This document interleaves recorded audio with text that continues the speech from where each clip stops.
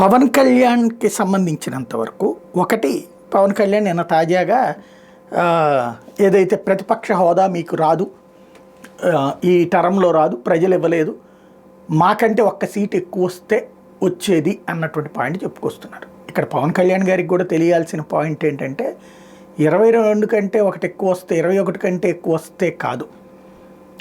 పవన్ కళ్యాణ్ గారి జనసేన పార్టీ కూటమిలో భాగస్వామి, అధికార కూటమిలో భాగస్వామి, అధికార కూటమిగా పోటీ చేసింది, ప్రతిపక్షంగా ఏం లేదు. ప్రతిపక్షంగా ఉన్నది వైఎస్ఆర్ కాంగ్రెస్ పార్టీ ఒక్కటే. ఇప్పుడు ఉన్నటువంటి మిగతా 3 పార్టీలు కూడా, మొత్తం 4 పార్టీలు ఈ సభలో ఉన్నాయి, అంటే ప్రాతినిధ్యం కలిగి ఉన్నాయి. ఇందులో 4 3 కూటమి, 1 ప్రతిపక్షం. సరే, వాళ్ళకి అవకాశం ఇవ్వలేదు ప్రజలు. 18 సీట్లు అనేది అక్కడ ముఖ్యం, 22 రావడం కాదు.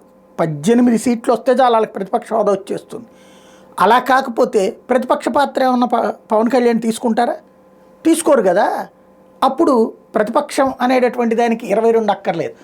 అదే గనక ఎవరికి వాళ్ళు ఇండివిజువల్గా పోటీ చేస్తే అప్పుడు జనసేనకి 21 వచ్చి వైఎస్ఆర్ కాంగ్రెస్ పార్టీకి 11 వస్తే కనుక అడిగే హక్కు ఉండదు. ఎందుకంటే ఎక్కువ సీట్లు వచ్చిన వాళ్ళకే ప్రతిపక్షం కాబట్టి. ఇది కామన్గా ఆలోచించాల్సినటువంటి అంశం. కొన్ని లాజికల్ మిస్ అవుతున్నటువంటి పాయింట్.